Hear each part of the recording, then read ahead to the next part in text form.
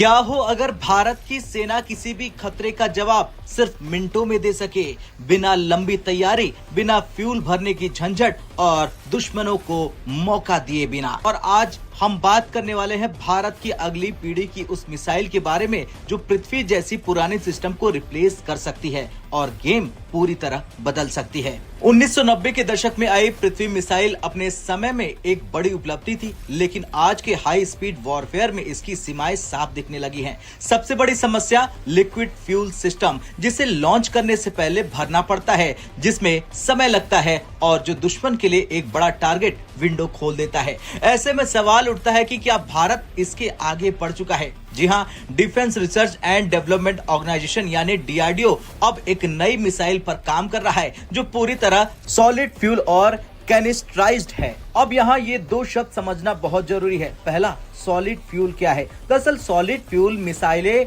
पहले से भरी होती हैं। इसे लॉन्च करने के लिए अलग से फ्यूल भरने की जरूरत नहीं पड़ती है, मतलब कम समय, कम रिस्क और ज्यादा स्पीड।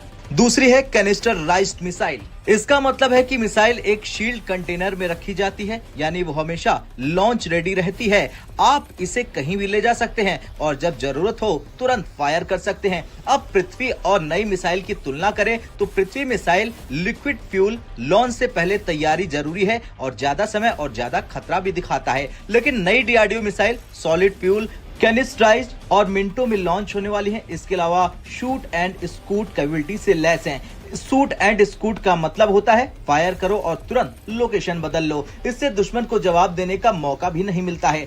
आज की जंग सिर्फ ताकत की नहीं है, स्पीड और सर्वाइवल से जीती जाती है। अगर आपकी मिसाइल लॉन्च होने से पहले देर लगती है तो दुश्मन आपको पहले ही निशाना बना सकता है, लेकिन नई कैनिस्टराइज्ड मिसाइल के साथ लॉन्च टाइम तुरंत कम हो जाता है, मोबिलिटी ज्यादा है और सर्वाइबिलिटी हाई है। और सबसे बड़ी बात, सरप्राइज फैक्टर भी बढ़ जाता है, यानी भारत अब सिर्फ जवाब देने में नहीं लगा है बल्कि पहले से तैयार बैठा है। अब कल्पना कीजिए एक युद्ध स्थिति की, पूरा सिस्टम, मिसाइल यूनिट खड़ी है, फ्यूल भर रही है और दुश्मन की सैटेलाइट इसे ट्रैक कर लेती है। लेकिन नया सिस्टम, मिसाइल पहले से ही कंटेनर में तैयार है, आदेश मिला और मिनटों में लॉन्च। इसके बाद यूनिट तुरंत लोकेशन बदल देती है, यानी दुश्मन को सिर्फ धुआं दिखाई देता है, टारगेट नहीं। कैनिस्टराइज्ड सिर्फ स्पीड नहीं देती बल्कि लॉन्ग सेल्फ लाइफ, कम मेंटेनेंस, हर मौसम में ऑपरेशन करने और बेहतर लॉजिस्टिक के साथ रहती है। ये तकनीक पहले से भारत की कुछ एडवांस मिसाइलों में इस्तेमाल हो रही है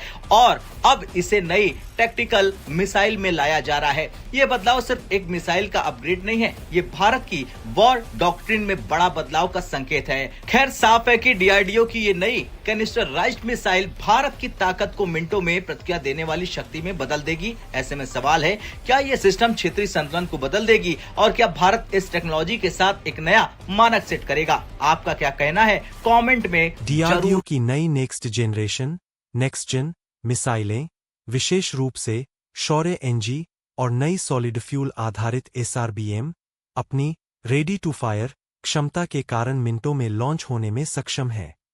150 से 500 किमी की मारक क्षमता वाली ये मिसाइलें रडारोधी और अत्यधिक मोबाइल ट्रक से लॉन्च है, जो दुश्मन के कमांड सेंटर्स को नष्ट करने के लिए शूट एंड स्कूट, दागो और छिपो। डीआरडीओ की नई नेक्स्ट जेन मिसाइल की खास बातें। Fast launch, ready to fire नई मिसाइलें सॉलिड फ्यूल का उपयोग करती है, जिससे इन्हें लंबे समय तक स्टोर किया जा सकता है और युद्ध के समय मिनटों के भीतर लॉन्च किया जा सकता है।